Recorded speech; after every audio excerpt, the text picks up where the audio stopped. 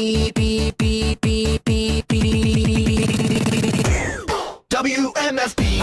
Bloodberg FM, we got the weird stuff. WMFB, Bloodberg FM, take your weird stuff home. We've been given a lot of like deep cleaning projects and stuff like that, so we've been doing that all week. And then Man, I gotta do some of that, let me tell you. oh boy, I need to do that at home too. I've been so busy at work doing it, I don't do it at home. A lot of shit around here needs to get cleaned deeply. Yeah, same here. I need a deep cleaning in my fucking soul. I've also had another smoke alarm go off, but it went off for like 2 seconds and then stopped. Did it say fire, like with a word? It didn't say anything. Ooh. It beat for 2 seconds and then stopped. Listen, So I gotta tell you, you should be concerned about this. I know. Okay. I'm a little bit weary about it. Yeah. Okay. I don't know. Yeah, I don't know who you call about carbon monoxide or anything else it might be, but I mean, like I said, it can get really damp and it can set off the smoke. If it says fire, like with a word, that can be due to like a sudden increase in humidity. And honestly, I don't know. I don't know if that's true. I think a fucking electrician told me. Not that I have anything against electricians, but like someone at a job said that to me. I have no idea if that's true or not. But if they go off, yeah, my advice is figure out why. Yeah, I have to. Well, the thing is that like. It was one up here, and the one that went off last week is downstairs, and that one didn't go off. And the only thing that was really emitting any sort of heat or anything was the dryer. Oh, I'll tell you what, man. You got a ghost. It's probably a ghost. Moving around the house, getting detected by various electronics. Yeah. You got an Xbox Kinect in the house?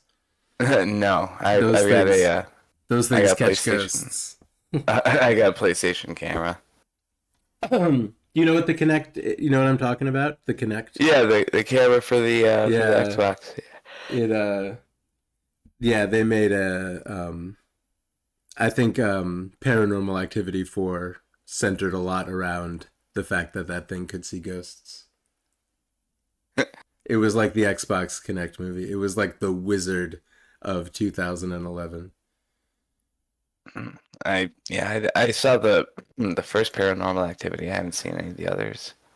I found the first one to be really scary when I was same. Yeah, really high and in a dark room with a bunch of screaming people. With a bunch of screaming people.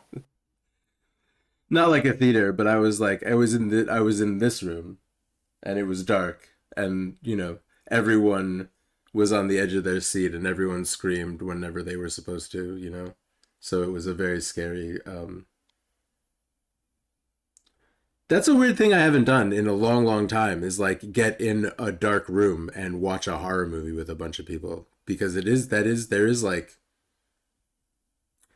can go two ways. People can start talking about some other shit, which is often what happens, especially these days. It goes right off the rails. But if somehow, and this was how I watched Paranormal Activity the first time, was just a magical type of social situation where everyone shuts the fuck up and watches something and gets very scared together. I remember when I watched it. So that's a good movie. Yeah, I enjoyed it. And then like everything else after that, I'm like, like you're just milking it at this point, and I'm no longer interested. Yeah. I believe that in the second one, all of the pans fall off the pan rack. And there's a lot of footage of the pool at night. And I don't think anything scary ever happens in the pool. But we see a lot of the pool. Yeah, I mean, hey, production spent a lot of money on that pool. We got a camera looking at the pool. We got footage of the pool. I don't know. The second one didn't make an impression on me. I feel like the third one, I thought, yeah. I feel like I watched the third one and I was like, well, that was a little more scary than the second one. That's okay. And then by then I was over it. You know what I mean? I mean, I wasn't like it wasn't a series that I was into and like following, but I definitely the first one definitely made an impression on me. Like the way like it did the first movie did exactly what it was supposed to do to me. Like when you see the commercial and it's night camera footage of people in a movie theater and they're like screaming and running out of the theater and like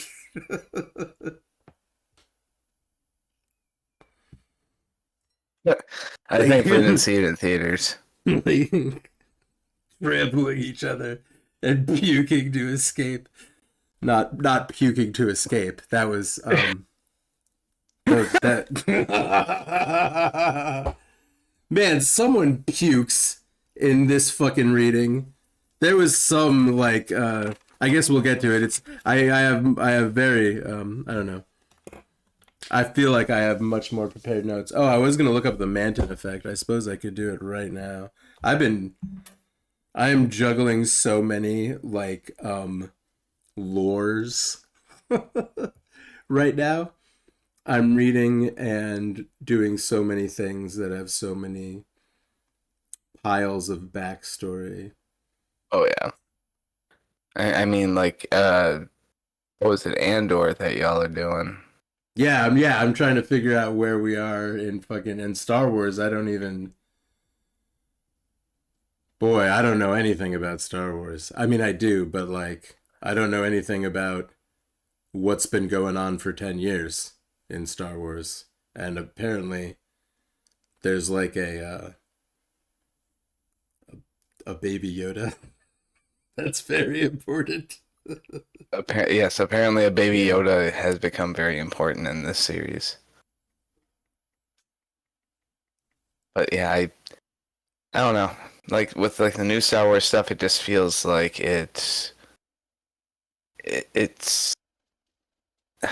I don't know. It feels like every new TV show is just Spaceballs' the quest for more money, you know? Doesn't feel like it has like it's gonna actually be worthwhile and good. Yeah. And then everybody's like, clamoring about it, so I'm like, oh, maybe I should get into it. I kind of basically said like that I would try to approach it with exactly not that attitude. Like with but like because it's so like it's Disney like it's just how do you approach Disney honestly and not be like, all right, this is gonna be toy commercials. I feel so cynical Yeah. saying that, but you're right. Like that's Well, I know I feel cynical thinking that because like I mean like every movie these like in every sense has had some form of like a blatant commercialism and uh I don't know, maybe they were better at hiding it back in the day. And just like right now it just seems like everything's like a 2 hour long commercial. Although I will say that except for dude, I saw Project Hail Mary last night. oh, yeah. Oh my fucking god, what a great movie. Which is not a Disney production, but like I Not a expect it to be, but I expect it to be that kind of Yes. movie.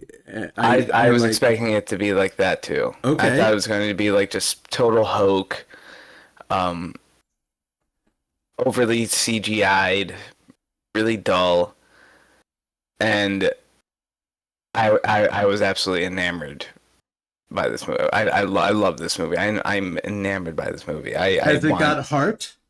It has got so much goddamn heart. I hate it. I should watch the Hail Mary Project. Is that the correct title? You should watch Project Hail Mary. Project Yes. Jesus Christ. Potato. Yeah. Project Hail Mary with a Yeah. little rock monster. Oh yeah. The little rock monster Rocky is like, oh my god, what a cute concept. Yeah.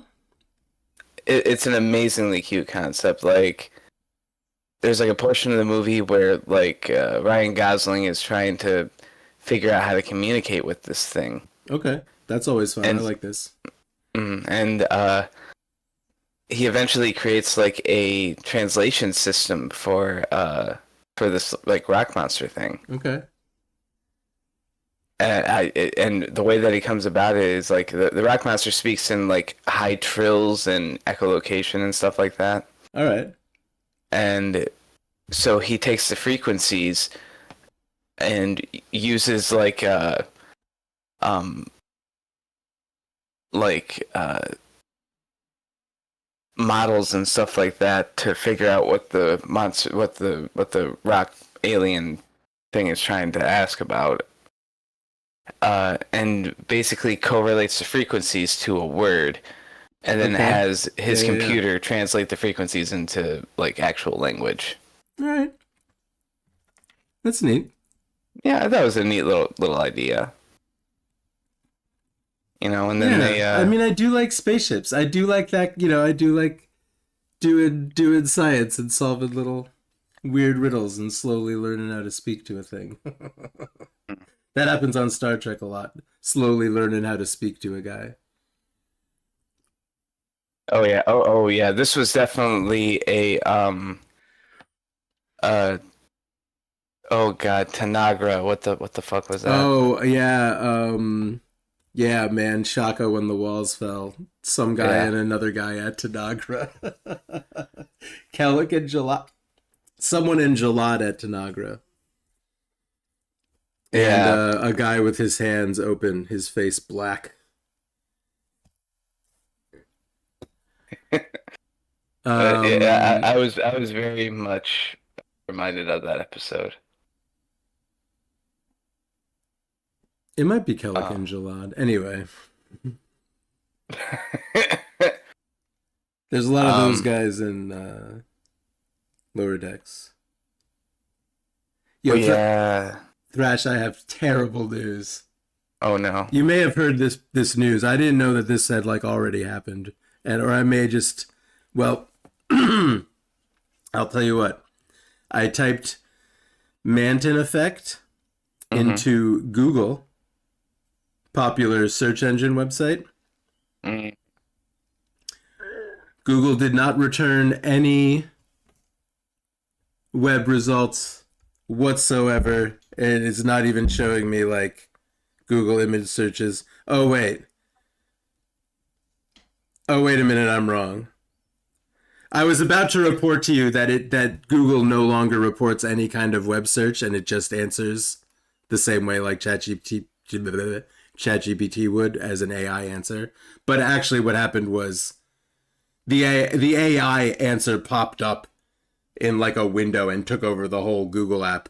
And I thought that, well, basically it did, but I had to like close that. Like instead of it just being at the top, I had to close that and then find the actual web results below. But yeah, anyway, that's coming someday. They're gonna get rid of web search and just have Google GPT at us. Anyway, the AI answer concerning the Manton effect sounds complicated. It's an inherent limitation in superhuman abilities that restricts a power's capacity to affect both living and non-living materials simultaneously. And then there's a bunch of different like conditional stuff. It says some powers are blocked from affecting skin, others struggle with plant life versus animal life, because we know Rachel can affect animal life. Some breaker class powers, I'm not sure what that is, consider the user's costume as an extension of their own body. And there are loopholes and ways around it, and it is like it's complicated and conditional. And yeah, there was some other note in here. A telekinetic might be able to lift a car, but be completely unable to manipulate the living person driving it, or a pyrokinetic might be able to conjure fire that burns both, but couldn't directly ignite the cells of a person from the inside. The rule is named after researcher William Manton. The term is used by both characters in the story and the fan base to define these specific limits on what a cape can and cannot target. So anyway, since we touched on that last week, or well, yesterday or the day before, I don't know. It sounds like a plot device that gets used when we need to put a specific when it sounds like, you know how people say, why doesn't a waterbender just pull all of the water out of a guy's body? You know what I mean? This is the reason to say no, you can't. So I'm really excited now. I didn't realize that my restaurant closes Memorial Day and the day after Memorial Day, so we have the entire day off. So I didn't have to wake up this fucking early. Yo, God damn! All right, well, congratulations. Ooh, this is what I get for not looking at the schedule. That's a nice surprise, right? That is an amazing surprise. I'm like in my work uniform. Oh no! And like by the time that we were finishing up, I'd have been like, okay, I gotta go to work later. But like, yeah, man, let's party. Okay, this is great. I'm gonna go grab my pen now. All right, yeah. I guess I'll pack a bowl. 2 seconds, man. 1 second. Yo, Memorial Day continues. Should I get on the Discord and be like, get in here, we're smoking pipes, Thrash has the day off. Yo, everyone, welcome to WMFB here on the internet, Bloodwork FM. I am not going to make up a name for myself right now because it doesn't seem to, because no Italian foods came to mind. What do they call conch? Yeah. You can call me Luigi Scungili. Is it Scun? Wow, I thought I knew what it was in my head. But I'm talking to Thrash Keishu of Thought That Was Weird and other projects that he has done. There will be links to all of his stuff below. And we are, I am, as always, am considering whether or not this is supposed to be on Twitch. This was a project we started so I could have something to do on Twitch, but I seem to notice we're not live right now. It is 9:44 a.m. on Tuesday, May 26th, and it is the day after Memorial Day. Everyone had a 3-day weekend. I went out and drove one delivery this morning and came back here to talk to Thrash, who believed he was going to go to work, but he's not. And I believe you are caught up with the story. And that brings us right back to where we were at, and I am. Yeah, that's up to speed, man. And I'm lighting a pipe. There it is. I'm hitting the pen. Happy Memorial Day. Yeah, man.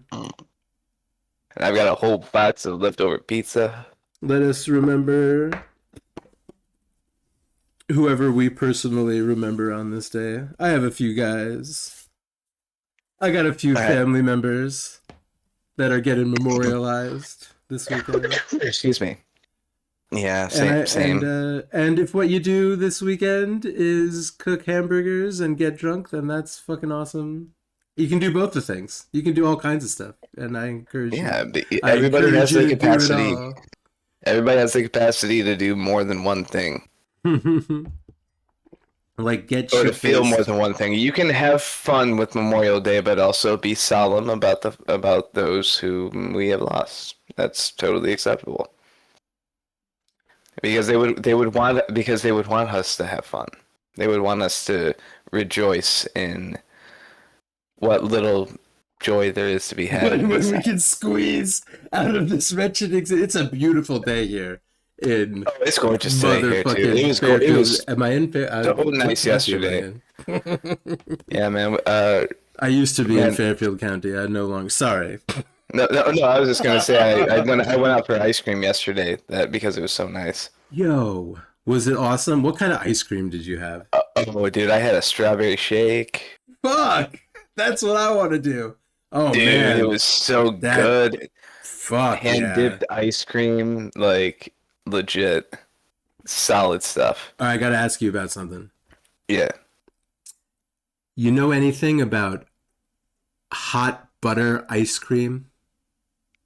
Hot butter ice cream? The fuck is that? Okay, this is something that is happening around me, and I guess I'm gonna have to try it eventually, and it frightens me. But it is like a pan, like the guy's got a pan of sizzling hot butter, like boiling butter, and he takes Okay. soft serve vanilla ice cream cone, very quickly dips it in the hot butter, and pulls it out. The hot butter crystallizes, and he sprinkles it with sea salt and serves it. The hell? What in the state fair? Yeah, it's state fair. It's like carnival, like horror show. What can we fry? What can we dip in hot butter? Maybe not Yeah. sizzling. It might not be sizzling, but it is liquid butter. Vanilla soft serve dipped into liquid butter. I almost like. I It's don't know almost if like it would blow my mind or make me sick. Like it makes me sick to think of it. But I it know. makes me sick thinking about it. But I've talked about how something changes in your brain, like when you're in front of a bowl of SpaghettiOs. Like having the hot butter ice cream in front of me, like that switch might switch off, and I might realize, like it almost sounds like something's gonna go wrong, like hollandaise sauce, or like there's like lemon or something might accidentally curdle if you do it wrong. Like it seems like something you should not do. Like you know how you should not like write a tome of dark curses and bind it in the skin of men. You know how you should not do that. I believe so. I think it's wrong to scribe anything into anybody's skin, but When the I could be mad wrong. Arab Abdul al-Hazred was writing the grim words of the Necronomicon onto human skin, he knew that what he was doing was not nice. And if you are dipping vanilla ice cream into hot butter, you got to know that something has gone wrong. You've done too much alchemy to the milk of the cow. Like it's one To get like where you're going. like if I'm thinking about this, about how you're explaining this, Yeah, okay. it's just you're basically creating the chocolate shell, but instead of it being chocolate, it's butter. Butter, solid butter, solidified butter, like a millimeter of butter all over the hard. Yeah, like if you could form the butter around the ice cream. Right? You can't. I feel like you are What? not allowed to just take a bite out of butter. Like, yeah, that's not something a person is allowed to do. No. Not by any law, but like you should know in your heart. We have standards in this society. Yeah, we all agreed a long time ago. we had an entire like symposium about this.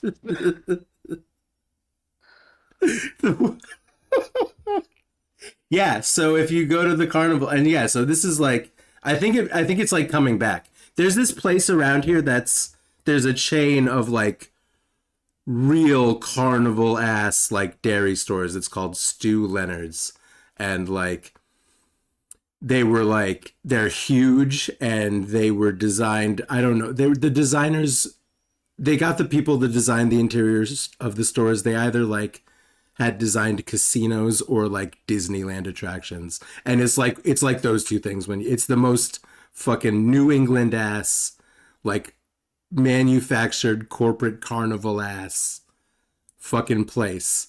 And I think the reason I'm seeing this again in like my feed is because they're gearing up to start selling hot butter ice cream for the summer. Oh dear fucking god! They got like farm animals out in front. You can go visit them. I've gone and like fed the sheep on Twitch. That's fun. Yeah, I can't wait to go. The place fucking rules, man. Stu Leonard's. Yeah, Stu Leonard's. We got one in Danbury. Fucking crazy place.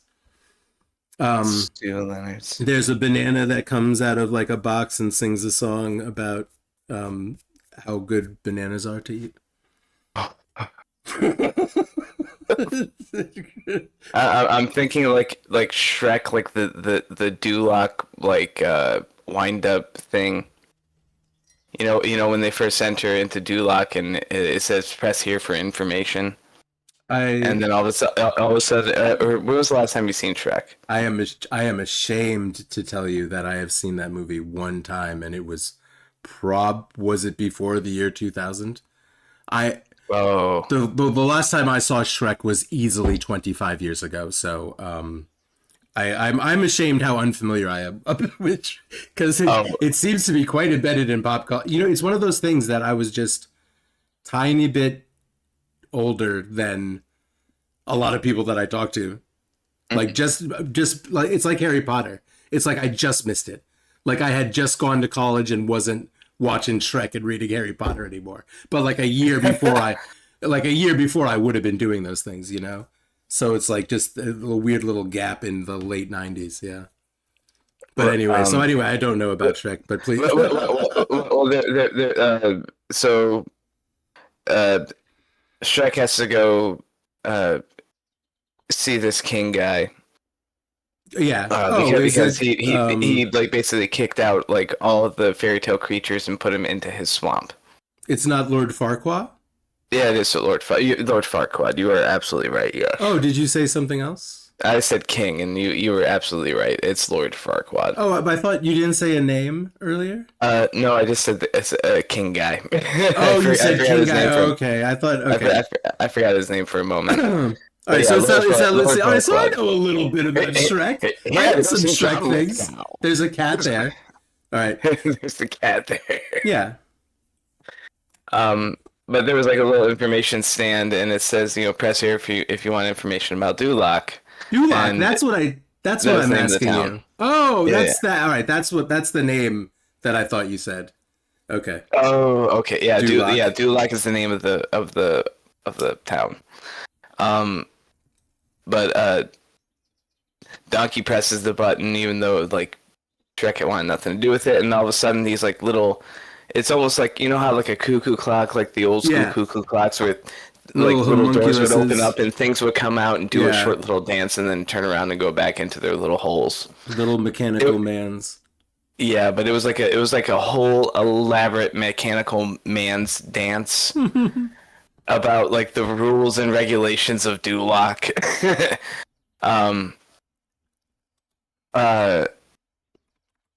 And yeah, I was just immediately reminded of something like that. Like you immediately come across something that tells you about how magical a place this is, like, but it's a banana. Yeah, that's exactly what. Yes, that's exactly what Stu Leonard's is like. Yeah, what you just described. That's amazing. Little mechanical things come out of like holes, and like a big mechanical cow head comes out of a dark hole in the wall and moos at you. Like, yeah, that's you pull on a rope and a fucking robot cow head comes out from behind a black curtain in a hole in the wall and fucking moos. And you cheer and make a TikTok. you clap your hands and Dude, there is so much like TikToking going on just by the staff, but also by the visitors to this place, and it makes me so bitter and angry because in like 2004 or something, I got kicked out of that place for taking photographs because I wanted to like post about it on the internet, which is like, which would be, not like it would have been a lot of, but free publicity. And now it's their whole thing is getting publicity by making TikTok content, eating hot butter ice cream, kicked me out of their goddamn Norwalk location while I was trying to buy Christmas trees in 2005. Suck my ass, Stu Leonard. Actually, I mean, Stu's probably, there is a guy named Stu. He's probably a cool guy. I don't know. I don't know him. I don't have anything against you, Stu. I'm sorry. He didn't personally kick me out. Stu didn't come down the stairs going, get that fucking digital camera out of my robot cow. I don't want the internet seeing the back room half of my robot. Jesus Christ. Anyway, so, you know what?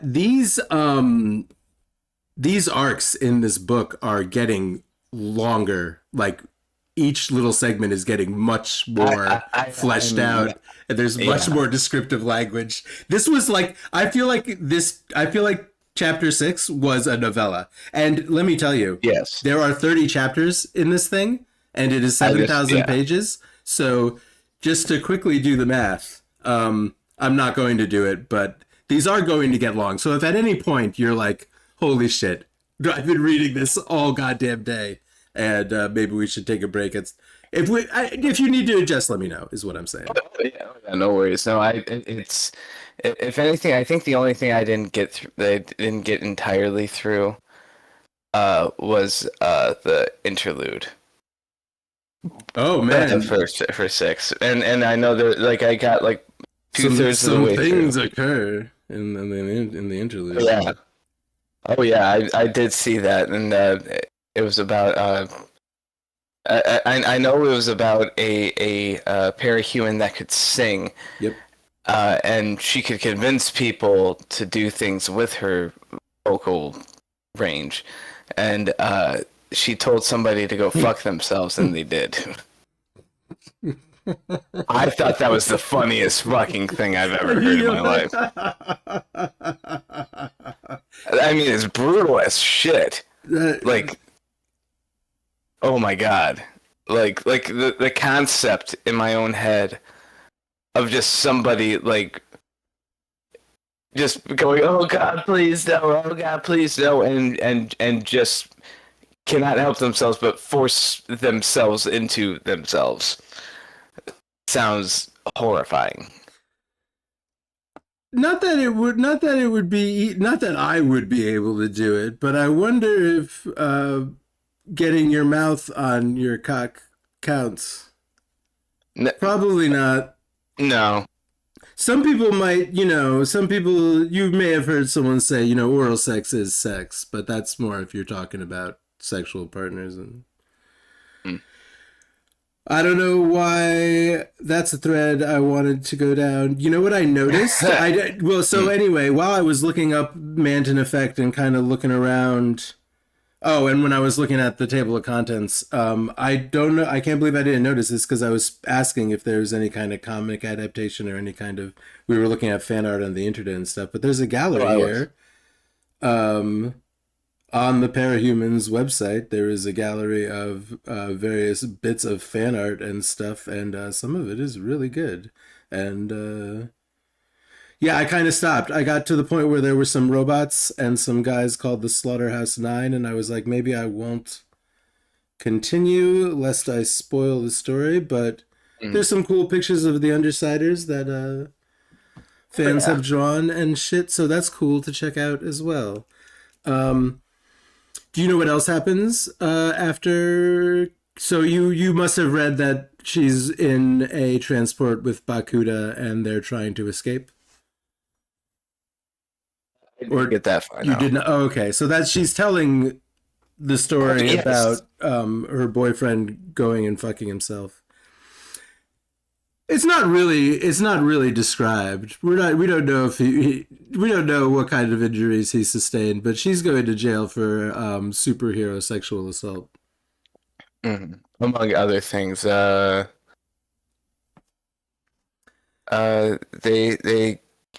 they gave her not guilty for attempted murder, but they did find her guilty of aggravated sexual assault with a parahuman ability. Yeah, you don't want to get that. So where they're going to send her,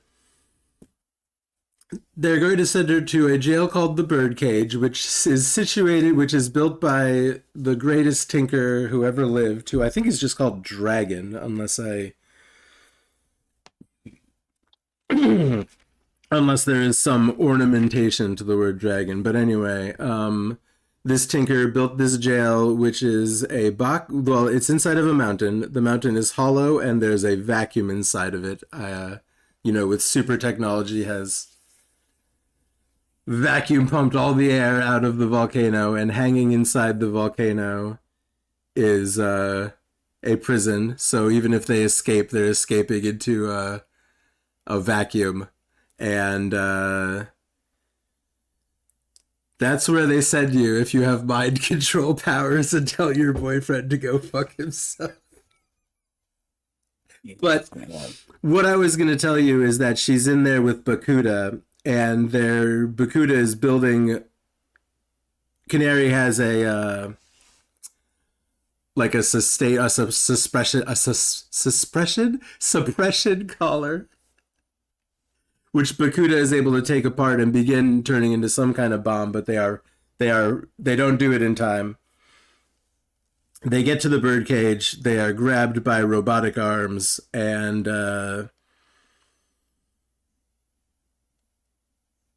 yeah, we get that kind of that lung in the car too. I forgot about that.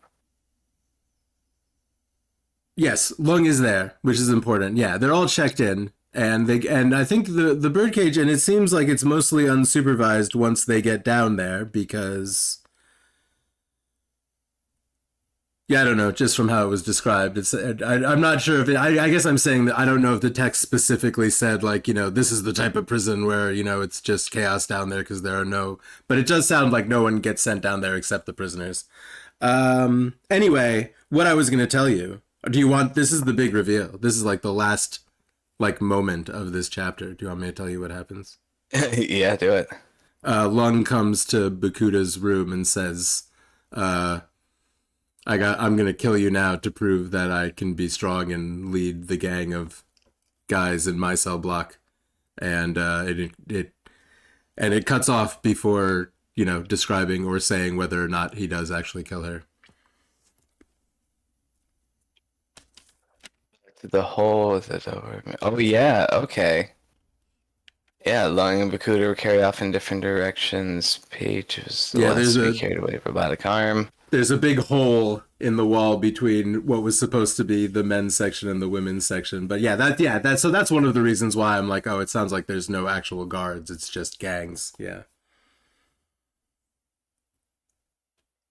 Beth springs and twists a scrap metal drop from her sleeve into her open hand. I'll punch a hole in the outside of the cell. If you come any closer, air flows out of the room. Door shields shut. We'll both suffocate. Yeah, you're not fast enough. Ooh, I like that. That's good. Oh, and does it say something like she was, or is that the last? That was the last line. The last is you're not fast enough. So yeah, so we don't. You're not fast enough, and she says, "Want to bet?" And then it says he did. Okay, yeah. So we don't know exactly what happened. Yeah. So that's what's going on with those guys in the birdcage. We'll see. And it sounds, it sounds quite impossible to escape from, but we'll see. I mean, people have escaped. What was it? Kaiser escaped from there or something like that. Oh, does that get mentioned previous to this? It was something. It was either Hook Wolf or Kaiser. Someone has escaped from. Okay. Yeah. So it is possible. It is possible, but very, very perilous. But yeah, going back to chapter 1, section 1. Yeah, we're going to go back to Taylor and the gang who are just going about town beating up ABB members. I feel like Taylor's hitting her stride a little bit. She's got a swarm of wasps coming out from under her uniform. She's whacking people with a baton. She's stealing katanas. She ain't going to school ever again. Her dad hates her. We're on a fucking roll. Oh, he's moving out of sad dad territory into bad dad territory. He's moving into bad dad territory. Oh yeah, very quickly. But yeah, man, did I land on like there was a ranking. I don't even know where I landed if there was a worst dad. There must be a worst one. Some of them were very bad. Some of them were like, you know, killing their kids and stuff. So some of them, there must be anyway. There are certainly worse dads than Danny Hebert. Anyway. Yeah. And they've done it. They've cleaned up the town. The ABB is their leaders are under arrest. Their eyeballs have been cut out. Oni Lee has lost some limb or something and is on the run. And I don't know. I kind of like Gregor the Snail.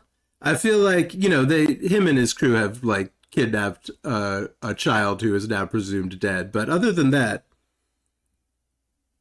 Gregor seems all right. He can produce a variety of different types of chemicals, acids, poisons, and Suppressant foams.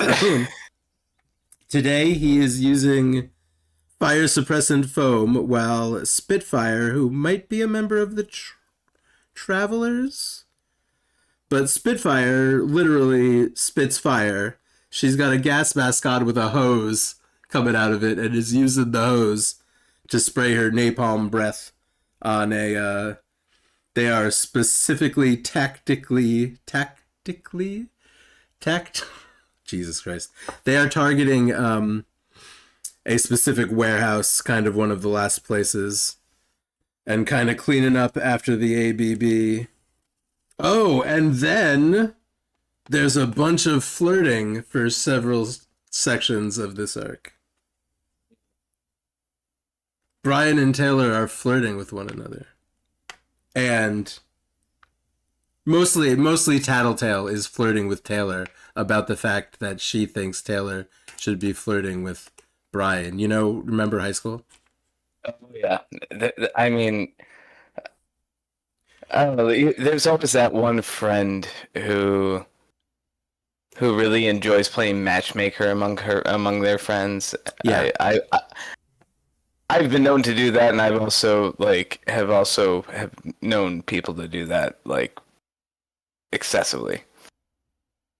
And yeah, all fun. It's nice introducing other people to other people and blah blah blah. But like, I don't know. I definitely had one moment where I introduced a girl to a friend of mine, and it turned out that she kind of liked me more than she liked the guy. Yeah, sure. And was devastated that I tried to pawn her off on somebody else. Yeah, And I'm that's, like, yeah. no, didn't mean it that way. You liked him. Sorry. It's fucking ridiculous. People. Yeah. Wow. I almost.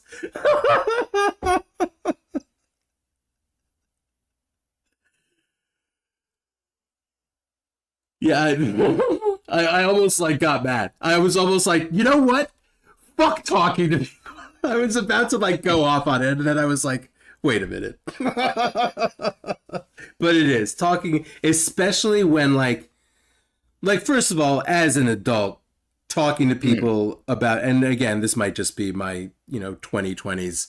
No one can communicate anymore, and it is. But like as an adult, it's hard to talk to people about going grocery shopping. It's hard to talk to people about arranging like a ride somewhere or figuring out, where you have to, go at the hospital or whatever, just any fucking thing. It's hard enough to talk to people about, but actually fucking, having to learn how you're supposed to talk to people and what kind of things. Like, I don't know I'm not even really sure what I'm describing, but being in high school and not having any idea how societal flow works, I guess, sucks. Yeah. That's all. No, absolutely not.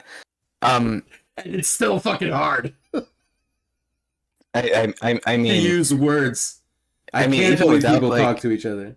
Yes. I mean, even without social ineptitude, like people, like, it just seems like more and more people don't know how to like talk to each other. Like, You're really out there right now. Yeah, I really think something is happening right now. People just can't. Oh, so like the other week, I go out to the bar with my crew, and we're sitting there Oh, BSing. right. I run out of cigarettes. We're having shift drinks, and there's this like young cat like over in the other corner smoking a cigarette. I'm like, oh, maybe I can ask him for one. Well, nah, I'm not gonna bug him. I'm not gonna bug him. And one of my Smoking a coworkers. cigarette indoors? Is that what you were saying? Oh no, we were okay, outside in the okay. back patio. I should have been more specific, but This sounds criminal. but Where is this place? It's this place called the Old Miami. I'm gonna open a bar and in I'm gonna let Detroit. people smoke cigarettes and I'm gonna make $1,000,000 a second. Speakeasy, It's certainly a lot more where you difficult can than that. smoke cigarettes. Yeah. I actually used to regular a place that was a speakeasy that did stuff like that. Like Oh. you for a long while you could smoke in the bar, and then the fire department popped them. Nathan did Which is a bummer. something like this. It was something like you're allowed to smoke in a theater if you're part of the production or something. So like he made the whole bar be an interactive play that went on for 8 hours and was just a bar. That's funny. That's that is some pure Nathan Fielder shit. Yeah, dude. I'm Oh sorry. my What God. happened to you at the bar? But anyway, so I'm like, thinking, oh, I mused out loud, oh, I should ask that guy for a cigarette. Nah, I'm not going to, like, but like I was gonna be like, hey, I'll buy a smoke off of you, like, that's I think that's usually a fair offer, is that like, hey, I'll give you $1 for a smoke or something. Yeah. And one of my coworkers is like, oh, nonsense, like, and mind you, they're extroverted as shit, and so they're like, oh, that's Yeah. nonsense. I'll ask him. And she goes, hey, guy, can I get a cigarette from you? Hey, guy. And the guy just looks at her and then looks at me, and I'm like, listen, man, I'm sorry, dude. I was hoping I could buy a cigarette from you. And he goes, no, I don't have any cigarettes, as he flicks his last cigarette away. Man. And then walks inside. I'm like, and just says no. And then goes inside. I'm like, like, it's just as easy to be like, oh, I only have so many, sorry guys, or something like that. Or like, even just to say, oh, that was my last one, and I would have accepted that. Like, you lie to me all the fucking time. But like, but don't be a fucking prick and be like, no. Like, what? Who talks to people like this, and why? Like,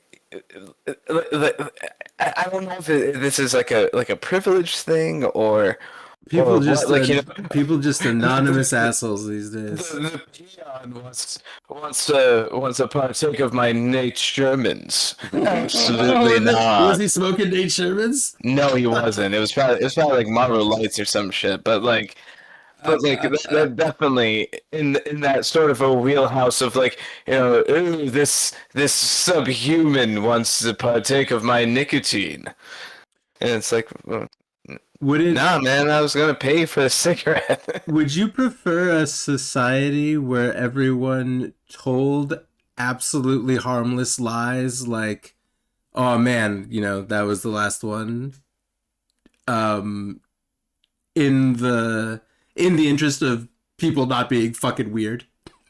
Would you rather everyone just lie instead of being fucking weird? I would have also accepted, like, like, what, man, I really don't feel like giving a cigarette tonight. I'm very sorry, but no. Like just a little bit more of like, you can be honest about it, man. Yeah, you're right. Yeah. But like to like be blatantly outright like rude. I feel like I'm weird a lot of the time. For a simple question, man. Although I gotta tell you, man, I feel like I don't even realize it. I feel like I'm that guy all the time. I feel like I'm always saying weird shit because I just don't even know anymore. I just can't even tell. I'm also in the vein that like I'm on the opposite end of the spectrum. I'm like so overly conscious that like I'm afraid of doing something that I'm like, pretty for sure example, that it becomes weird because I'm trying so hard to be what normal or whatever people expect. Like, I feel like people think I'm doing it so over the top or sarcastically that it becomes weird. People think I'm weird no matter what I do. Like, trying to hide how high you are, like in public, but like except in reality, except when I'm not high, I'm still trying to hide it. If that's what you mean. Exactly. Yes, exactly. Yep, that's exactly. That is exactly what it is. No matter what, When I'm out in public trying to interact with people or do my fucking job, I feel like I'm hiding being high. Even when I'm absolutely am not. Which I always am not if I'm working, but most of the time when I'm out in public, I'm not high. But if I trying to talk to anybody, trying to talk to any kind of professional person or any kind of interaction I have, I feel like I have to translate into whatever kind of weird code people talk out here. And that causes me to act like a weirdo and say weirdo fucking things because I'm just trying to figure out, because I've defaulted to just trying to figure out what does this person want to hear, and that doesn't work. When you just go into a conversation, every you know what, we're getting real deep into the way my inability to process the world works. No, I totally get that. Yeah, how do you feel these days? I'm surprised that I'm surprised that people want to be around me. Yeah, no, is, yeah, is that a thing? No, yeah, yeah, I do. I know. Yeah, there's a Evangelion quote. Uh, and I'm sorry, I didn't mean to go on that far of a tangent with No, this. I would, yeah, man, it's tough times.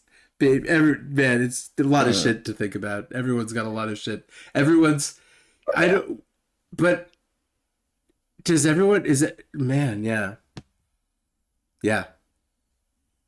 I think a lot of. I mean, anyway.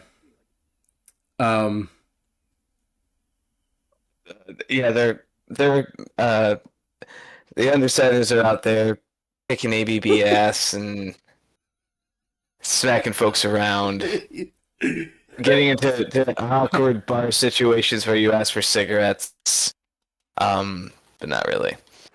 Not a lot. Is there a lot of cigarette smoking in this? No, I'm being sarcastic. I was just wondering because I mean I feel like a teenage. I don't know what teenagers were like in 2011, but like I think at that point would expect like it's like this is sort of a dark anti-hero, even though it is very brightly comic booky in a way. It is kind of an Image Comics, Vertigo Comics kind of stalking the Dark Stalker streets at night.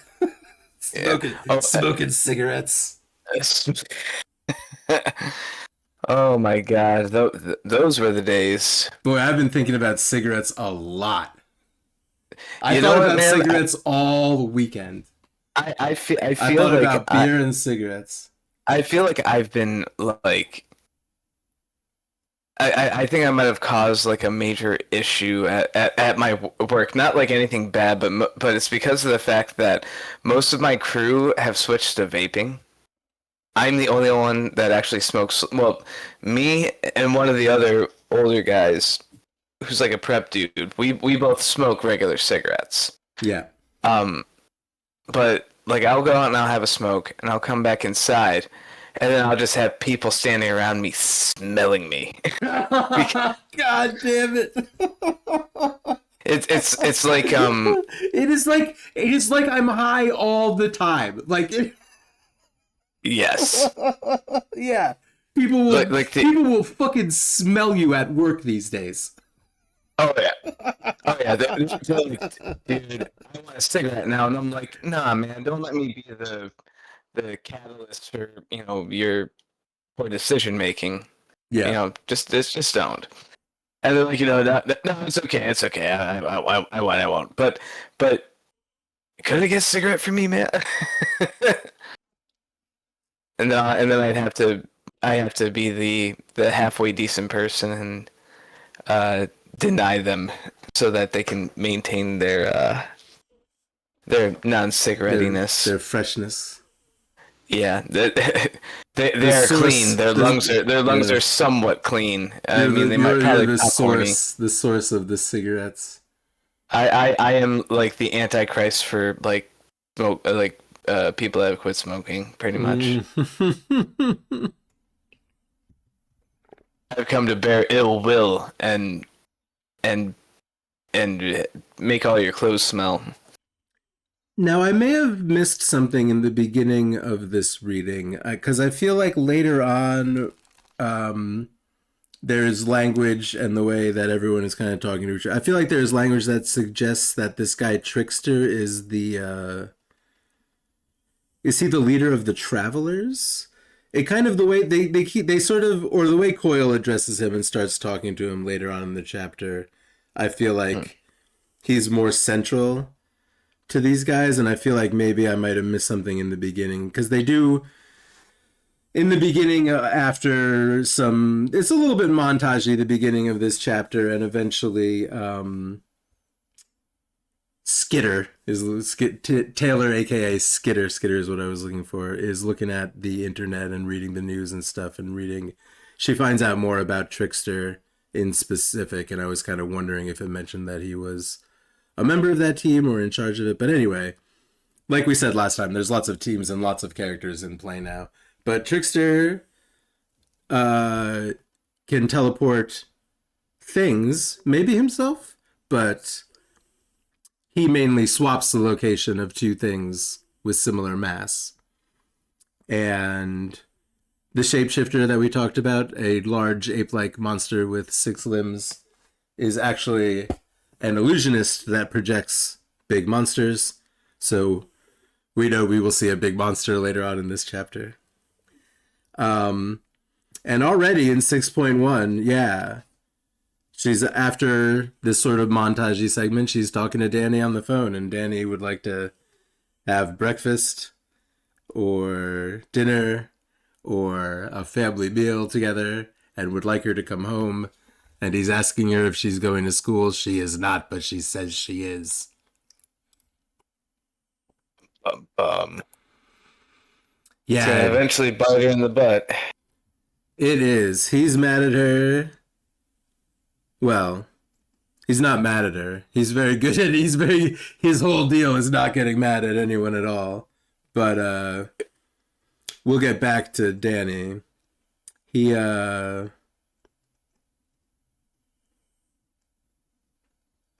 he's concerned about whether or not she's going to school, and she's not. And she probably, and I don't know if she's made the, by the end of the chapter, it sure seems like she's just not going to school anymore. But I don't know if that, I'm still talking about 6.1. I don't know if she's fully made that decision yet, but she's kind of like, yeah, Dad's like, come home and eat breakfast, and tell me what the fuck's going on with you. And she's like, no, maybe later. And also, yeah, and in the end of this kind of montagey chapter, there is a little bit of description of what it's like in the city right now, and there are fucking police and PRT, Protectorate Response Teams, is that what that stands for? But there are PRT and police barricades all over the place and a curfew, and they have to sneak through the tunnels to get back to their hideout apartment. And, yeah, grim times, but we have captured the leaders and the bad guys are on the run in the beginning of, what is chapter 6 called? Tangle. Yes. What tangled shits we do when when our new friend really wants us to do smoochies with our other new friend who is trying to adopt his sister, and the what do you call the lady? Oh, the caseworker. The caseworker from Social Services or Child Protective Services or something like that. Something like that. Is this kind of what's happening here? Or, yeah, anything else about, where are we, 6.2 or so? Yeah, Oh, she's still looking at the internet in 6.2, actually. But she's meeting Brian at 11 a.m. and not going to school. She's waking up at the hideout, drinking coffee with the supervillains, going to move Brian's furniture. But, yeah, I guess, yeah, okay, so on the news, missing girl, Shamrock, that's why we're not, Fault Line is probably pretty bad. Neuter, we don't really, I don't know if I care too much for Neuter, but I feel like, I don't know, Gregor the Snail delivers sandwiches to people. Gregor feels like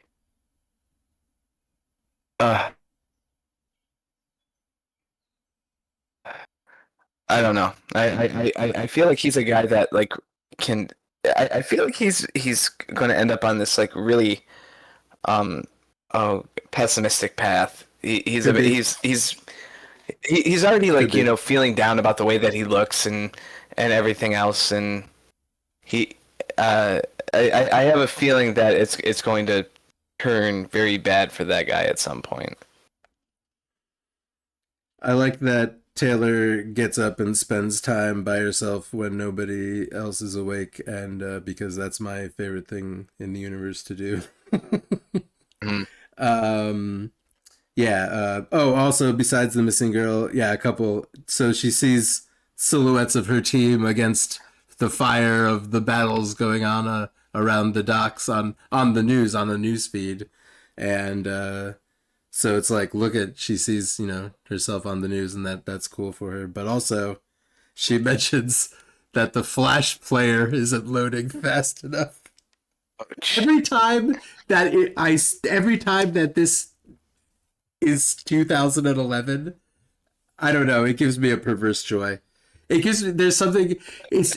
And part of what's perverse about it is that 2011 feels like the good old days right now. Isn't That that the weirdest thing that of it all? makes me want That to was pop 15 my years ago. eyeballs out. Oh, yeah. That's a reference to this text. I'm not just talking about violent No, self-harm, but I do run oh it. my God. But that thought does make me want to dig knives behind my eyeballs and pop them out onto my desk. Indeed. Hey, can you just give me one moment? I gotta step away for a sec. I'll be right back. Sure, man. Yeah, thanks. Hey, Paprika, what's going on? Where's the camera? Where's Paprika? The camera is pointed directly at a big.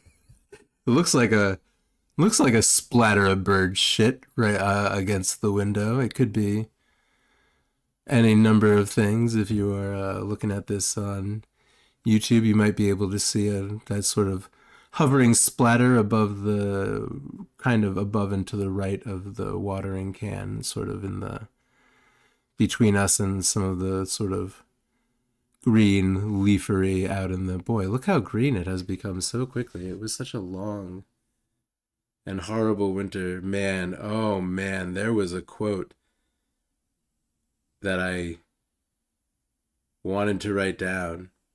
It was a quote from a Stephen King story.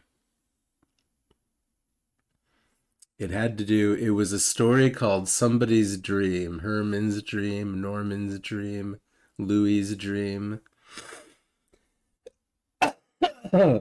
It was talking about reflecting upon the woman is reflecting on her upon her life, and there's a certain term she uses. I don't know if it's thin, but it is almost she's talking about it being safe, something along those terms, or solid, and but boring, right? Like there's a little bit of there's a term for this, an internal catastrophizing type of thing that people the end of history, uh, what's it called when something's incorrect? The sunk cost the end of history fallacy. So there's a bit of end of history going on with this woman, and she's thinking about her life now that her children have moved out and she's living with her saggy husband and drinking coffee. Man, I love waking up and drinking coffee and talking to cats. Frika, what's going on? I wish the camera's far away and I'm not going to get up, but I also would love to make more coffee. Anyway, maybe I'll finish this story before I stop recording and go make coffee or see what else there is to do. Obviously Thrash will return. Where was I going? The quote is something so about she's talking about the stage of life that she's reached. And the quote is something like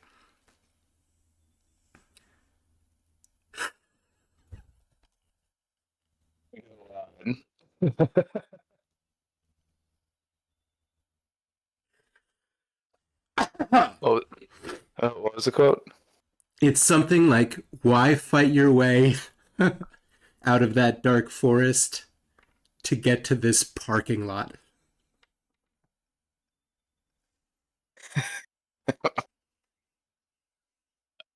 Okay. She's basically talking about like the turmoil of her life leading to her 50s where nothing is happening. And that quote struck me. I mean, solid point. Like, oh, what was it? Oh yeah. So we forgot the other thing within the Tattletale pushing Taylor towards Guru Yeah. or Brian. The fact that Tattletale basically picked out the entire outfit for her. Oh yeah. They're doing a whole teenage girl picking out outfits. I have this Scenario. feeling. I have this feeling Yeah? that Tattletale or that oh, what's Tattletale's name again? Is it Lisa. Lauren? Lisa. Oh. Yeah, but Lisa and I have a feeling that Lisa's digging on Brian Okay. and has for a long while and has never said anything about it. Or it could possibly be the fact that she already read both of their minds and was like, okay, let's just get this out of the way just so, we can press on with our lives and other things instead of, having the tension lead throughout, all of our, mission activities and stuff. We should do a segment of like Thrash's theory roundup where we check on all of your little things. I like Lisa is into Brian and is doing something weird or setting Taylor up to fail so we can catch the rebound kind of. I'm pretty sure I've seen people. I think I've seen people attempt this maneuver. I don't know. I don't know if I've seen it work. I don't know. I've never seen it work. I think I'm pretty. I certainly can't come up with an example, but I'm sure I've seen people do at least things similarly as suicidally, like socially suicidally stupid as that kind of maneuver. God, teenagers are fucking insane. You remember being a teenager? I try very hard to. Yeah, I don't really. Not remember. I mean, but yeah. It was insane shit like this. Oh yeah. It was all insane shit like this. And on top of it,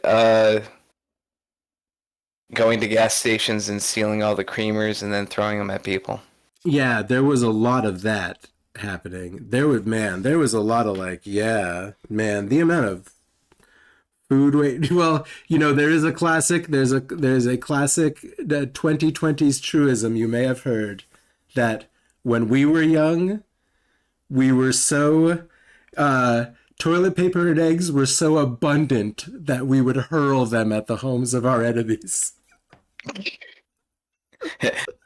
And now, child, we live in the caves. where we use one hand to wipe and the other to eat. Oh boy. Well, anyway, yeah, so yeah, we meet Aisha.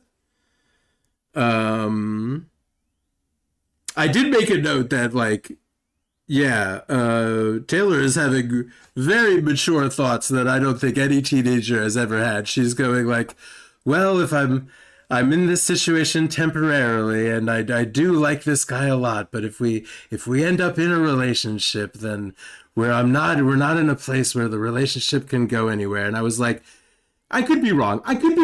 That maybe these days there are much more level-headed teenagers out there. I don't think any teenager that I was ever around ever thought to themselves, will this relationship go anywhere? Yeah, I don't think you have that thought until you're 22. Unfortunately, with a lot of Christian indoctrination stuff, it's always marriage is like marriage is the end goal sort of stuff. You know what? That's true. There are a lot of people that don't have and first of all, yes. And if you're doing it for anything else other than, the potential for marriage, then You're going against the Lord, blah, blah, blah, blah, blah. Yeah, there are many different perspectives from the ones that I was around in the 90s when I was a teenager, I was in a various, I do feel like I grew up in various zoos, mostly. That's how I developed It's my zoos. fine-tuned personality. Yeah, the school, my friends' houses, my house, the public park. It was just that town was just a zoo. New England was a zoo in the 90s. I feel like there was just wild, like the talking about throwing creamers at people that doesn't even scratch. So, No. man, Brian's got a lot of plants and books. I like that. I think he's okay. What do you think? You still think it's gonna be him? Him or Lisa? Who's gonna betray? Gonna be the big? Who's gonna be the heel turn? The heel turn. I mean, He's got plants and books, Li- man.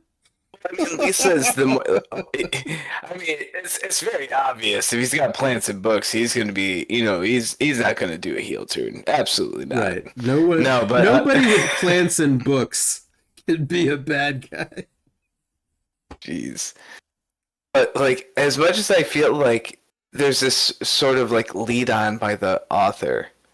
Yeah, we are. Yeah, there's this lead on that, like, oh yeah, like Lisa has the capacity to be untrustworthy, let alone like Taylor considers very often about how untrustworthy Lisa can be. I have this feeling that that what was I gonna say? I just have this feeling that like Brian's gonna be the one that if we like him the most, it'll hurt the most. Yeah. Yes. I feel like I'm gonna go God full damn Jeff it. Goldblum. I feel like I'm gonna go full Jeff Goldblum, just like yes, yeah, but yes, that is exactly it. Yeah. I don't know a lot about how like adopting a person works or about these kind of caseworkers or CPS or anything like that, but do you think it's kind of odd that like it's a plot point that the caseworker tells him that he has to let Aisha come in and decorate the place? I thought that was a little bit on the as a lawful order? Like as a lawful order. I thought that was kind of weird. yeah, Yeah. okay.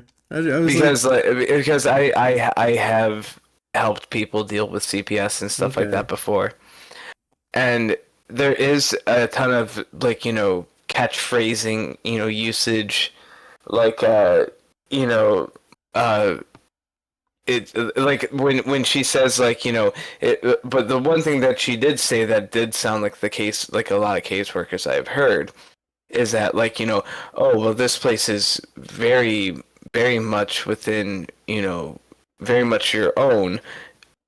Are you going to be able to find space for the child? Right. Yeah, actually, sort of thing. okay, that does, yeah.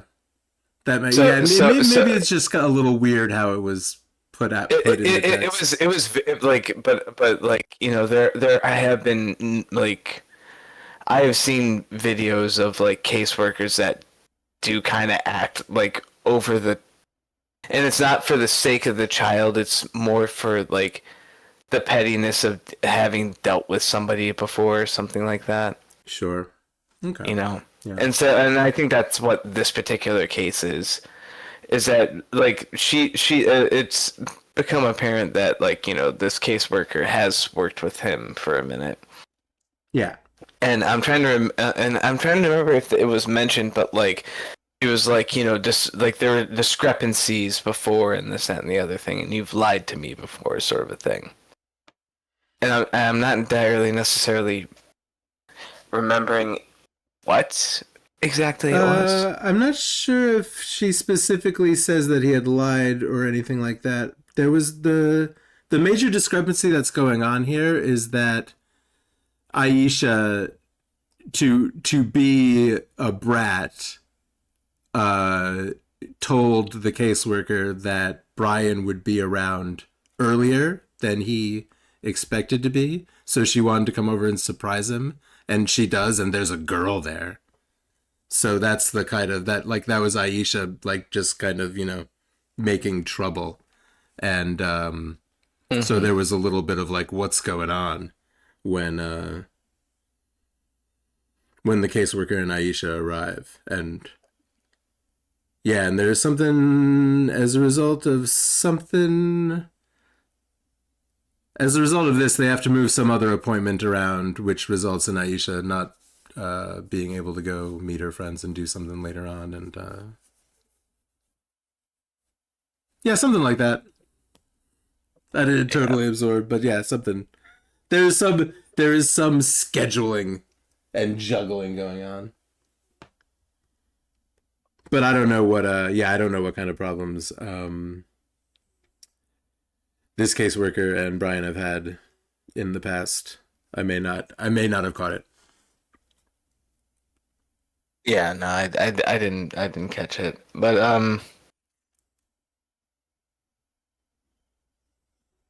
yeah, there's definitely like a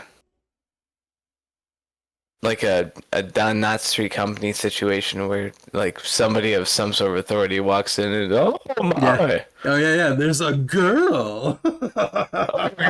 girl. Although she does specifically say, I don't know how old you are, but you look like you're supposed to be in fucking school right now. Oh yeah, that was the thing. So that's part of the problem. That was part of the problem. And then I forgot about that, and that's beginning to be a big part of this. Like, she should be in school. Oh, and then she was talking about how she got her concussion and stuff like that. I forgot what the caseworker said in. I'm sure that assembling furniture is what the doctor intended when he told you to rest and recuperate. That's right. Like fuck you, lady. You don't know me. Her job is to figure everyone out and figure out who's trustworthy and who's staying home from school to assemble furniture with her boyfriend. To assemble furniture. You know what I mean? Got to get that IKEA shit put together. Cheap IKEA furniture.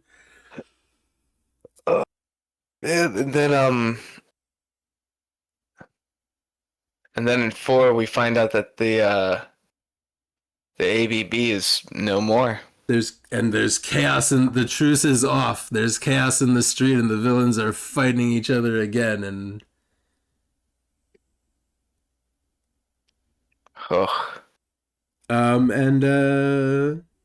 the mysterious boss has a mysterious job, which I guess is just go and get into a fight and then run away. Is that the job? Did I miss what the actual job was? The job is to make a mess? Is to crash a party and make a mess and get into a fight?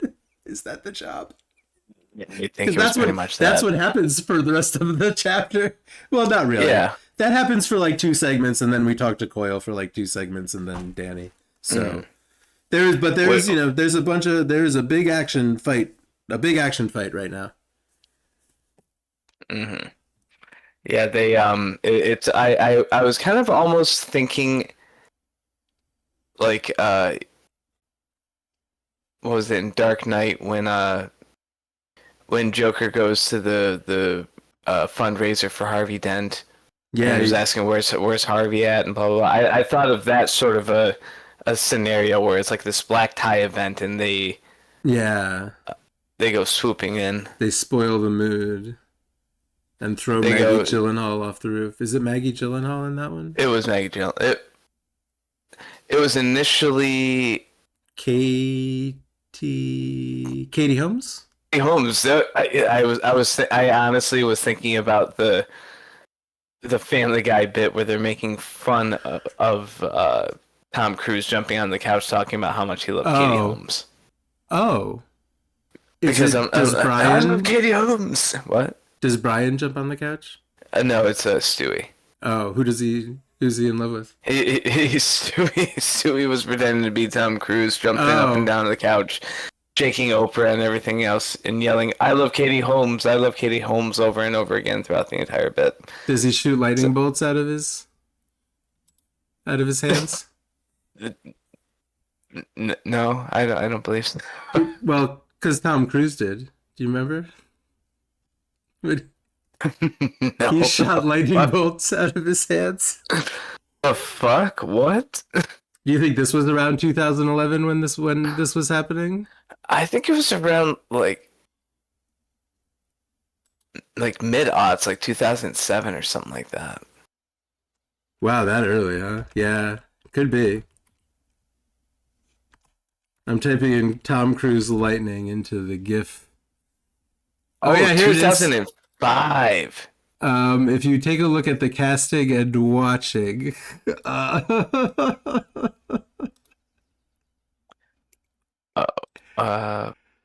there is a yeah. Oh, it stopped. Oh, there it is. Yeah, isn't this it? Oh, Isn't this what he did? It goes Emperor Palpatine to Oprah. Yeah, that is Katie Holmes though, right? What this is? Yeah, Without it the was lightning? about. Right. Yeah. Okay, so that's the boy. What a crazy man! Look at him electrocute that woman. She really looks like she's in pain.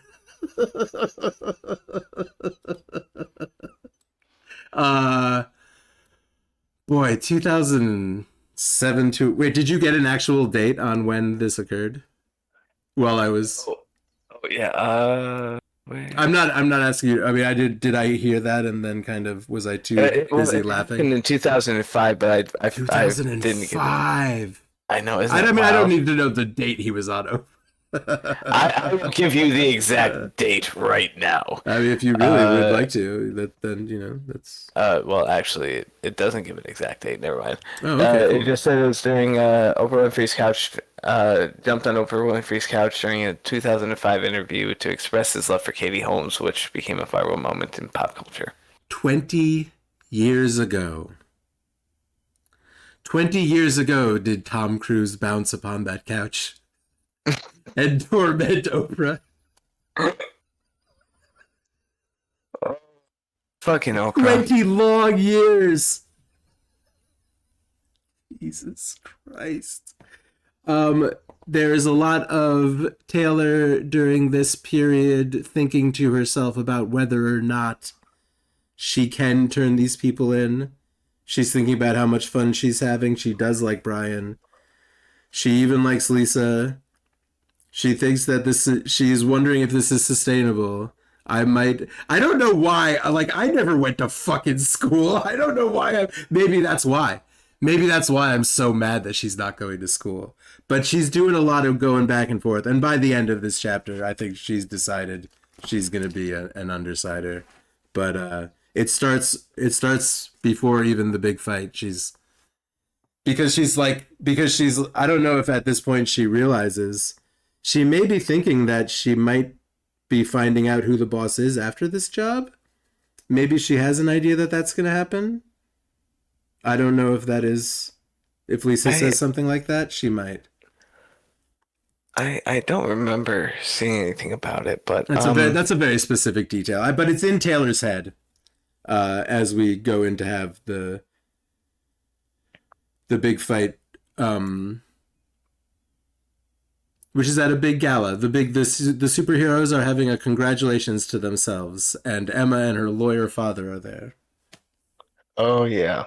This isn't insane rich people. This is $200 to $400 a plate, but there's a fundraising and a protectorate, the high class, the cream of Brockton Bay is here having a lovely dinner with the superheroes. Armsmaster is here. A whole fuck ton of characters. I have stopped making lists of the characters that are here. Although, no, I wrote down Assault, Battery, and Velocity, and at least one more guy. Who's the guy? Well, Anyway, there's another member of the Protectorate that they end up having a big fight with, but we'll get there at some point. At some point, I don't know. Maybe I guess I was about to say I'll stop writing down every character that appears in a scene, but it looks like I didn't this time. It looks like I've mostly made notes. So anyway, sorry. No, okay. I didn't mean to talk about nothing for a few minutes. Yeah, I don't know. Any thoughts about this gala or what is occurring, or did I move past anything that you wanted to mention or anything like that? I was actually just double checking.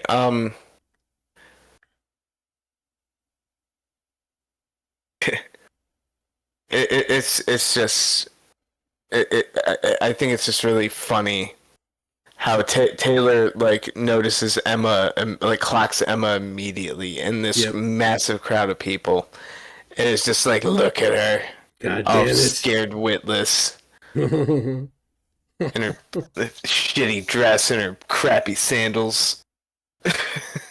Man, Like teenage that girls. I thought was really funny. But Because you would, that, wouldn't you? You would clock her he's immediately. just catty as shit. And then well, but I also really dug the fact that they were like hopping building to building on the back of the Oh, the dogs. on Yeah, the back of that's the cool. dogs. I Cool thought that was a entry. pretty cool Yeah. touch.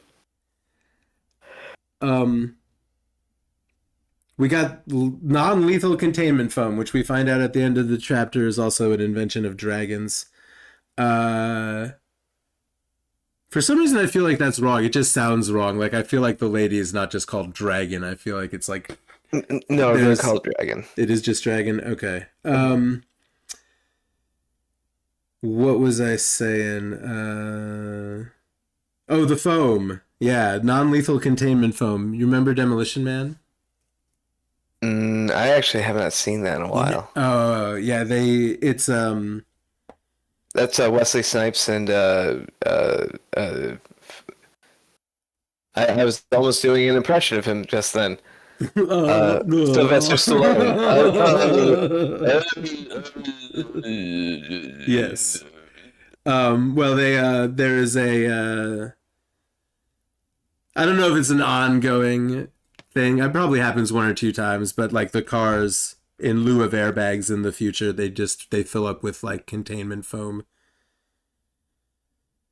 Kind of that sounds similar to the foam talked about here. And yeah, well, things then in this despicable terrorist attack, Group turns out the lights, and Taylor and her team grab containment foam guns from the guards and start foaming up the protectorate and everybody around them and generally terrorizing the public.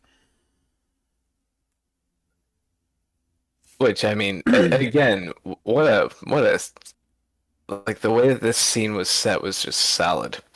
I liked this entire concept here, especially the when they do face off against the protectorate. That was pretty impressive. So this is and of all the things, I guess I didn't make a complete note here because I feel like when I'm making notes the way I am doing when reading this particular book, I feel like because of the way I'm making notes, I remember things I don't note down less. Like I remember the whole text less because of and I must have just assumed I was going to remember this one because yeah, they get cornered mainly by Arms Master and Miss Militia. Miss Militia has Regent and has got a machete to his throat, and they're kind of Arms Master is almost like maybe not the machete. We're in front of the public. But anyway, something happens, and what my note says is Miss Militia, and then in capital letters, all caps, puke. That's all I wrote. I must have, and because it really describes the puking. Like she's got a scarf on, and it's coming out from around the scarf and all over Alec, and like it describes the puke through like many sentences. So I was impressed by that, but I don't remember exactly what. I guess I do remember it. Not exactly what happened though. I don't remember that either. And I was actually trying to. He might use his power very like quickly to get away, and either like he either jabs her like in the stomach, or he uses his power to like glitch her stomach or something. But there's like, yeah, I was more impressed by the description of the actual puking than I was noticing what actually happened, because I really, yeah, I definitely was impressed enough to make a note about it. And there's all, and this is a very, yeah, everyone has secrets. There's a bunch of secrets in the scenes that are about to play out, because Taylor doesn't want Armsmaster to reveal that they have a supposed alliance. Armsmaster just wants to arrest all of them, but he doesn't. He is also reluctant to reveal anything about well, anything, and also the,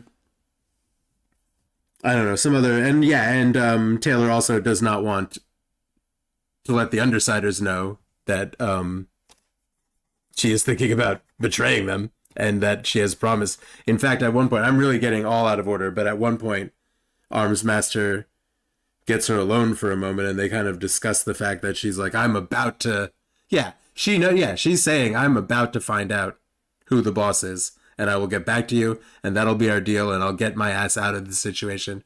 And as she's saying this, she's convincing herself that she's actually not going to do that. And yeah, I probably did some of that out of order and stuff, but there's a lot of back and forthing going on between Armsmaster and the Undersiders and Miss Militia here.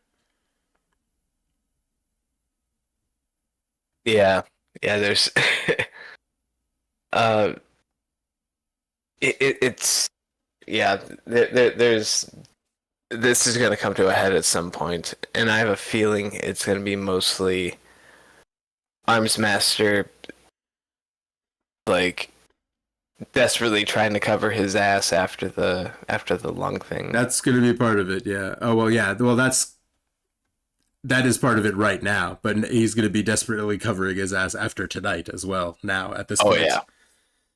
She grabs his big fancy spear and chucks it over the balcony.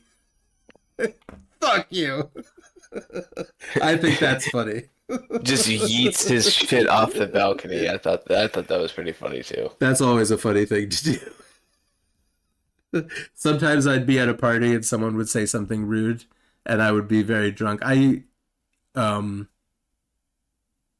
I guess I don't have to say I used to be very badly behaved if I'm saying I would go to parties and get drunk. But anyway, something I would love to do just to pick fights would be, if someone said something rude, I would just grab the beer out of their hand and just throw it off the deck, like into the yard.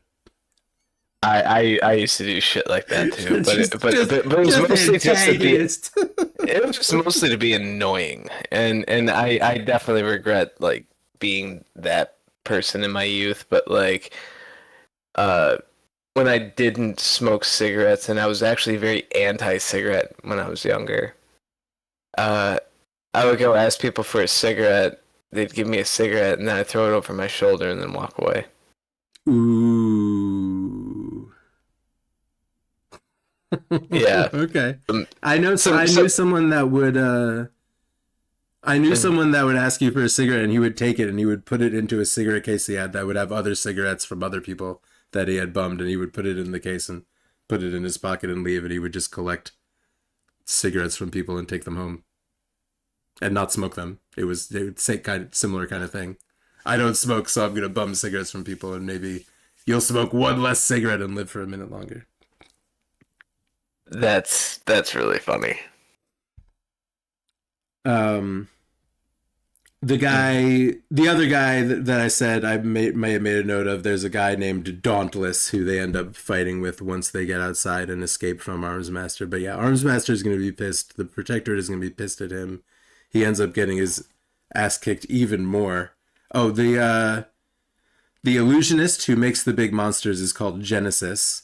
The Travelers show up to kind of save them, and it's a sort of they're doing okay, but the Undersiders kind of get pinned down, and the Travelers show up fighting Dauntless here.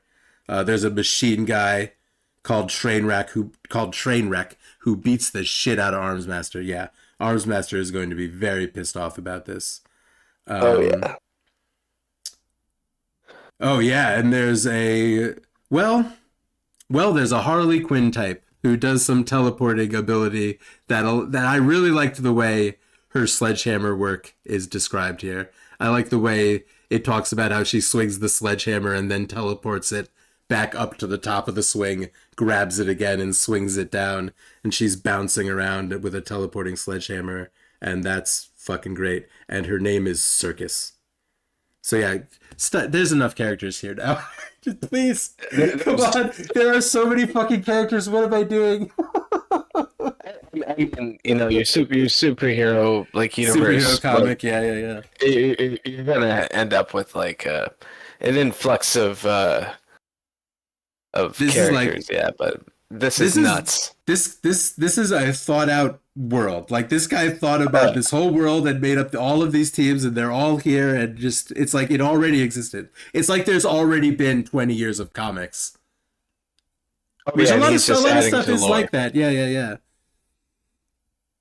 So good Yeah, job. no, So that's something well done. There you go. There's a let alone the fact that he continually comes up with like superheroes with actually like kind of interesting powers. They're all unique. Yeah, Like, they're all at least yeah.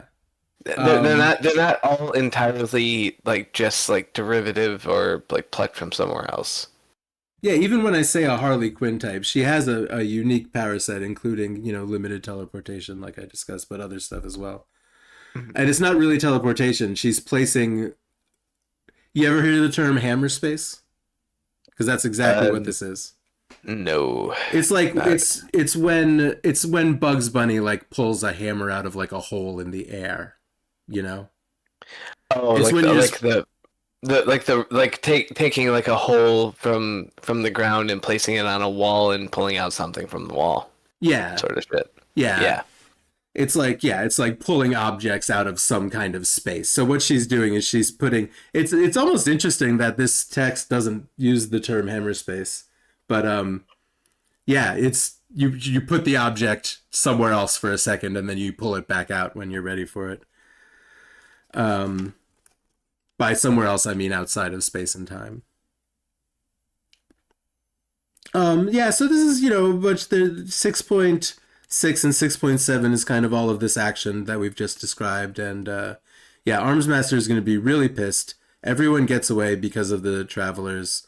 The Protectorate is going to be really pissed. They're embarrassed.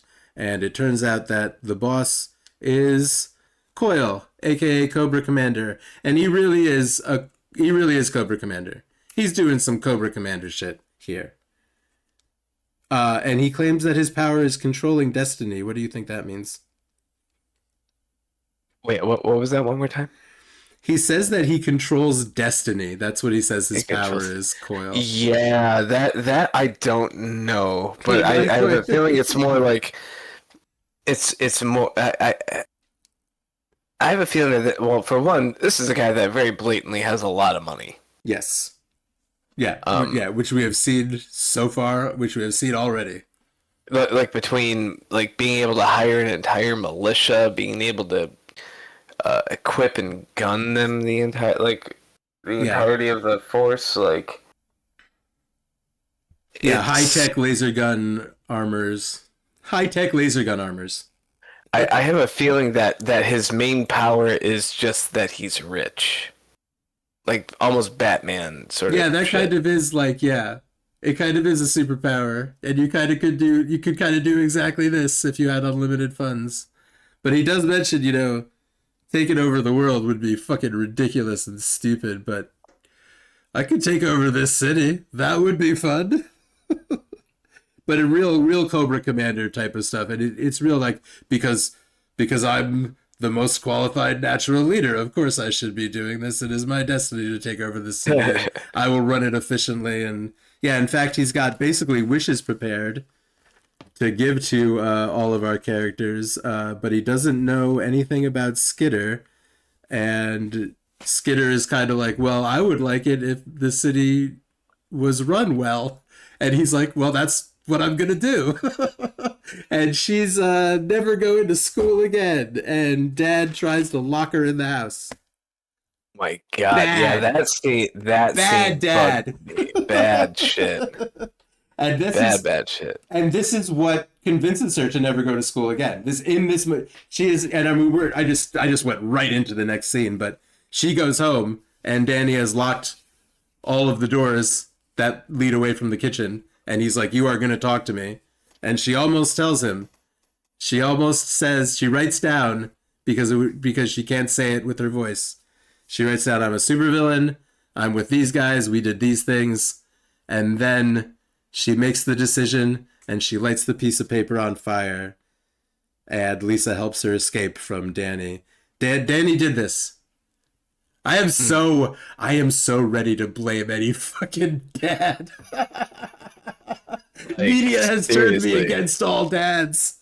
They're always so bad. It's like, even looking at the way that they've set up like Lisa and Brian, even without, but you know, with like little kind of hints that either of them might have ulterior motives and stuff, and we like them and that's why we know. But like, I feel like just being media literate, you just expect the dad to blame dad. Is that an American thing? Blame dad? Anyway, we don't need to talk too much about dads, but Danny fucked up here, and now she's never going to school again and never coming home again. I don't know if that's true. I don't know about that, but definitely betrayed her trust. Yeah. To an extreme extent. Like, oh, and this happened because the school called him and was like, Taylor's not coming to school anymore. So yeah. So he was like, well, and he has no idea where the fuck she is all day and night. Very much so. Like, let alone the fact that, like, you know, this school like calls up about this, and it's like, and you're shocked. Like, seriously, after all you've done to torture that poor girl, yeah. My God. Yeah, just total shit. Her situation at school. I mean, and I mean, you know, and I mean, I don't, you know, I'm always, but exactly what I just said. Like, the media has made me want to blame dad, but like it, you know, I mean, he's doing, like, Danny Hebert is doing an exceptional job, I should say, right up until this moment. This dude has got a teenage girl, and he's working, and he's also like cooking breakfast, and they get along, and he has like never once yelled at her. Like, canonically, he got mad in front of her one time, and he was, you are right, he has some kind of superpower that will, like, he'll turn into a bomb if he gets mad or something. Like, this is part of Thrash's theory roundup, but this dude is, he's doing a great job, but you fucked up, Danny Hebert. Fucked up here. Yeah, that was not a wise move. But I don't know what you do other than call the cops, which is probably not a great idea in this. Not in these times. And I mean, she's already, like, the cops have already had to, like, drag her out of a Walmart, so, like, it could be, you know, the next time they're like, well, now we got to keep her for observation or whatever. And I mean, let alone, like, find, like, and this is something I forgot to mention earlier, but you have, you know, Lisa earlier saying that, like, you know, oh, like, we have this unwritten rule, like, truce between us and the cops for the meantime if we're taking care of the ABB and blah, blah, blah, blah. Which is maybe off at this point now. It seems like now that they're gone. Yeah. Oh yeah. All bets, all truces are off. Everybody, cats and dogs, you know, living together. Pandemonium in the streets. Cats and dogs, like, what? And that's a sign of the apocalypse. Yeah. Cats and dogs living together. Dude, those movies are fucking good. They are good. Have you heard, like, someone explain that Ghostbusters is about nothing, that nothing happens? What? It's like a thing. It's not even a theory, but it's like, I don't know. Ghostbusters is sometimes pointed out by, like, I guess literary types as a movie where, like, there actually is no plot. And I'm not even sure. Yeah, I don't even know what the justification or what that even means is, because obviously a marshmallow comes and You know, I think there's there I are think there's a dogs. reasonable plot There's there. a lady floats above a bed, and many Zools and dorks knew what it was like to be roasted in the depths of the slore. Yeah, shit happens in that movie. Yeah, for somebody to say that there's no plot to that movie, I'm that's not sure if it's exactly that. It might just be that like or there's no character arc or something. Yeah, like nothing changes or something. I don't no, know. no, none of these characters change. None of these characters learn anything. Two of them Uh, change into dogs. yes, that's pretty much it. But I it's think not that like counts like. though. But yeah, there was like no lesson, no. No Uh, lesson is learned other than don't summon Marshmallow Man, which you should uh, know, I guess. Yeah. I guess basically the whole movie is cleaning up a bad accident that happened. It I would think be what we like learned if, is that there's always that one guy in the EPA who's a fucking prick. yeah, isn't it Marty McFly? Is that guy the other Marty McFly? I don't know. Do you know what I mean? Do you know? Yeah, no. There was a different guy that played Marty McFly I think it before might be the Michael J. EPA Fox. pencil neck. Um, it Really? might be that. I could be wrong. It might be some thin redheaded man. It's just another thin redheaded I- man, if I'm not oh, mistaken. okay. Uh, I am generally. I don't know if it's racist, but I am generally like all Irish people look the same to me.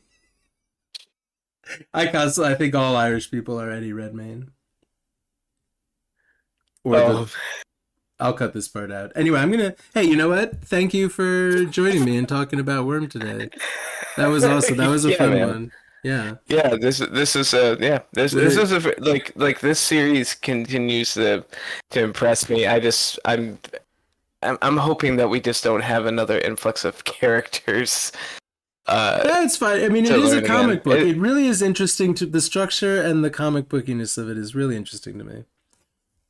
So but, do whatever I'm you want, JC McRae. 15 years ago. 15 years ago. Do whatever you want. But 15 years ago. but yeah, I'm just hoping that like we can get some more development of like the Undersiders and like what Yeah. Well, these they're chapters are dealing going to with. get a lot. They're getting thicker as we go. They're I think getting it's they're good. definitely getting By thicker. the end, the chapter is going to be a novella. I seriously feel like that was like a good like 75 to 100 pages we just read chunk of this. So, Oh yeah. but yeah, next week, I don't know. Let me look, maybe I'll look up really quick and see if I can spy the table of contents and what chapter 7 is called. Arc 7 is called Buzz. Maybe there Oh will be man. bees and buzzing. Thanks, Probably, man. probably all sorts of buzzing. Yeah, thanks for having me, bud. As always, Yeah. pleasure. Yeah, I'll be around and yeah, I'll talk to you real soon, man. All right, yeah, man. Are we doing any sort of movie or show tonight?